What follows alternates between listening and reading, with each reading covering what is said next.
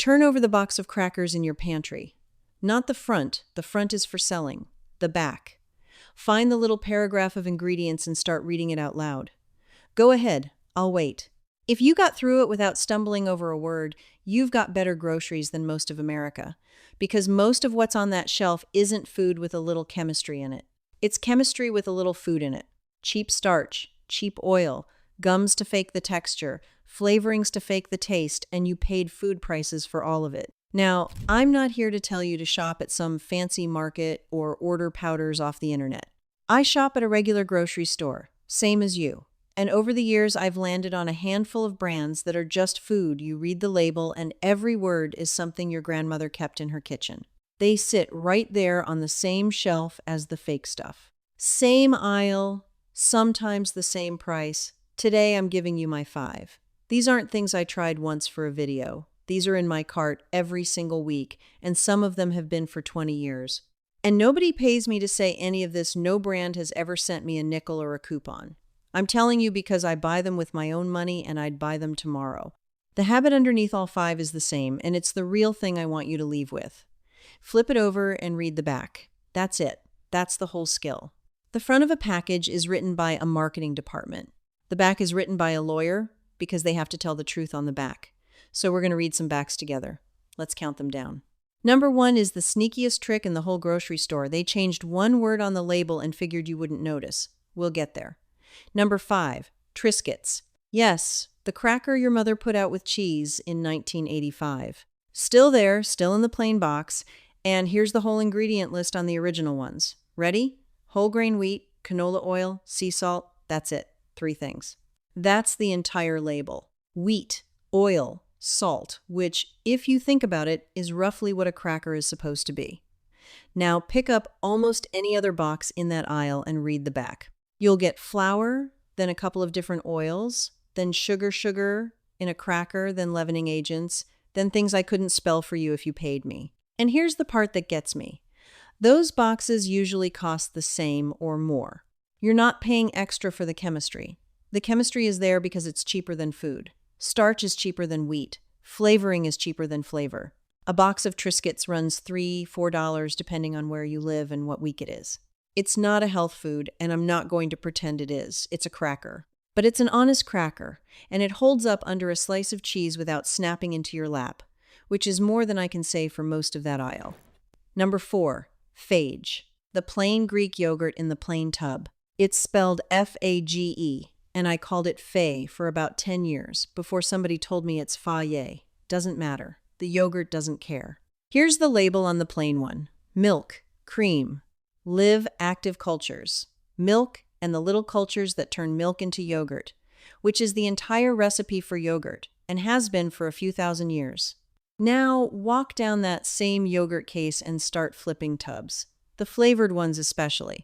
You'll find cornstarch, you'll find gelatin, you'll find gums, and a gum, plainly, is a thickener. It's there to fake the thickness that cream would give it, because cream costs money and gum doesn't. So you're buying a watered-down yogurt that's been thickened back up with filler, and it costs about the same as the real one 2 feet away. And the flavored cups, oh, the flavored cups. A little cup of fruit on the bottom is mostly sugar and starch with a yogurt hat on. You know what I do? I buy the big plain tub of Fage and a jar of jam, and I stir in a spoonful at the table. Costs less per serving than the little cups, tastes better, and I decide how sweet it gets. Not somebody in an office who's decided Americans like everything to taste like candy. The big tub is around $6 or $7, and it does breakfasts all week. It also stands in for sour cream on a baked potato, and I promise nobody at your table will know the difference. I've been running that swap for years. Now, before I get to number 3, one quick thing while we're between jars. Brands and swaps like these?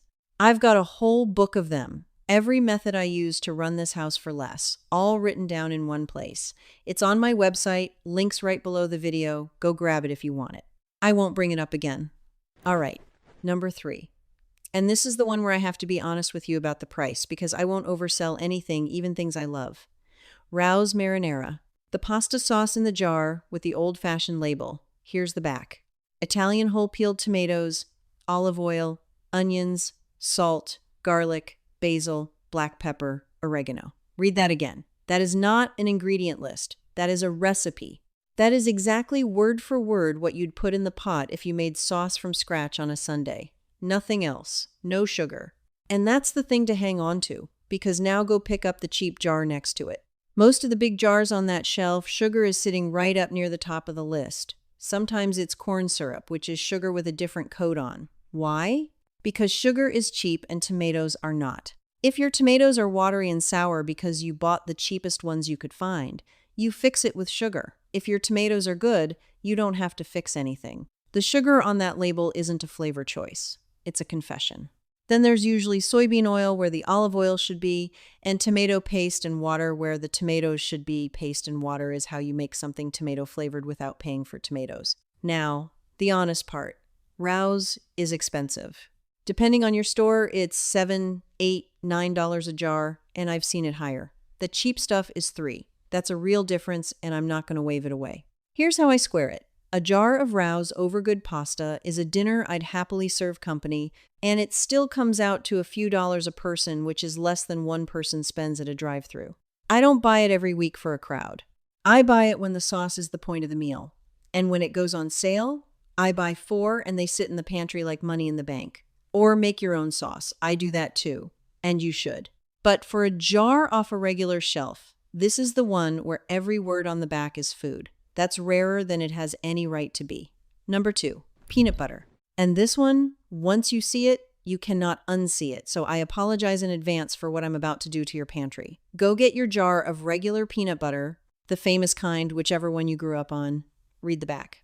Peanuts, yes, and then sugar, and then hydrogenated vegetable oils, and then more sweetener, sometimes molasses, depending on the jar. Hydrogenated oil is a hardened, processed fat, and it's in there for one reason, so the jar never separates and never needs stirring. That's it. That's the whole job. They put processed fat and sugar into your peanut butter so you wouldn't have to stir it. And then they charged you for the privilege. Here's what peanut butter actually is. It's peanuts, ground up. The end. 2 brands I buy on repeat. Crazy Richard's one ingredient, peanuts. The label practically shrugs at you. And Smucker's Natural 2 ingredients, peanuts and salt. Both of them sit on the regular shelf at the regular store, usually within $1 of the sweetened stuff, sometimes cheaper per ounce. Yes, the oil floats to the top and you have to stir it when you open the jar. Once. Stir it hard the first time, keep it in the fridge, and it stays put. That's the entire cost of getting the fillers out of your peanut butter. 1 minute with a butter knife. They sell no-stir natural versions now too, but honestly, the stirring never killed anybody. My arm still works. And the taste, this is the part nobody tells you. The sweetened kind doesn't taste like peanuts. It tastes like peanut-flavored candy. You've maybe never tasted what peanut butter actually is. First spoonful of the real thing, it's darker, roastier, it actually tastes like the nut. Give it a week and the old jar tastes like frosting to you. And number 1. Ice cream. Because this is the category where they didn't just pad the label, they quietly changed what the product is, and they're betting you'll never look. Walk down the freezer aisle and pick up some of the big famous cartons, the ones you grew up with. Look closely at the front, not the pretty picture, the small print. On a lot of them, it does not say ice cream anymore.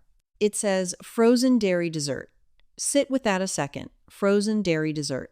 They can't legally call it ice cream, because to be called ice cream, a thing has to actually contain a certain amount of real cream, real milk fat. Some of these companies cut the cream down so far, swapped in so much air and syrup and gum, that the law made them take the words ice cream off their own carton.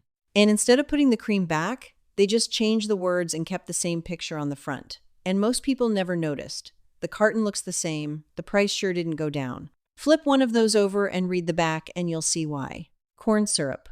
Whey. A parade of gums and stabilizers doing the job cream used to do. Gums are cheap, air is free, cream costs money. Now here's the one I buy. Haagen-Dazs Vanilla. 5 ingredients. Cream, skim milk, cane sugar, egg yolks. Vanilla. That's a custard.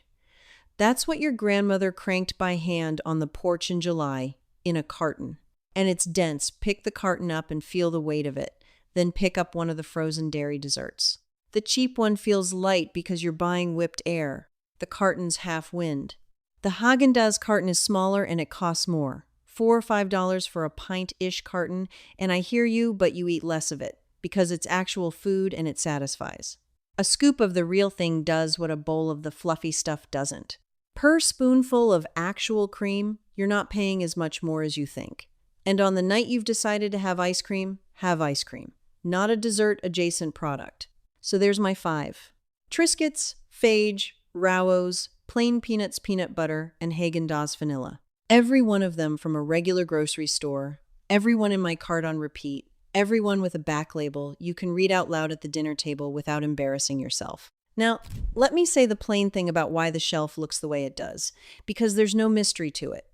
Real ingredients cost real money. Cream costs money.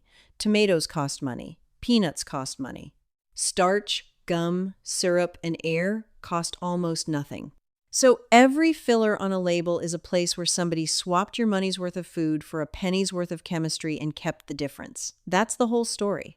Nobody's poisoning you in a basement. They're just shaving nickels off every jar, millions of jars at a time, and betting you only ever read the front. The long ingredient list isn't there because the food needed it. It's there because the savings didn't go to you. The fix costs nothing. Flip the package over. Read the back. 10 seconds a product. Short list of words, you know that's food. Long list of words you can't pronounce, that's chemistry wearing food's clothes, and you're allowed to put it back on the shelf. Here's your one job this week. Next grocery trip, pick a single thing you buy on autopilot. Your crackers, your yogurt, your peanut butter, whatever, and read the back for the first time. Then read the back of the thing sitting next to it. Just once. That habit, once it starts, doesn't stop. And it'll save you more money over a lifetime than any coupon ever printed. And tell me in the comments, what's your real ingredient brand? The one you've bought for years because the label is short and honest? I know you've got one. Everybody's got one. And I read those comments looking for things to try, because half of what I know I learned from somebody who'd already figured it out.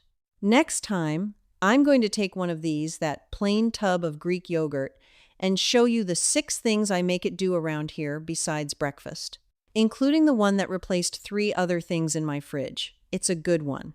Until then, read the back. See you next time.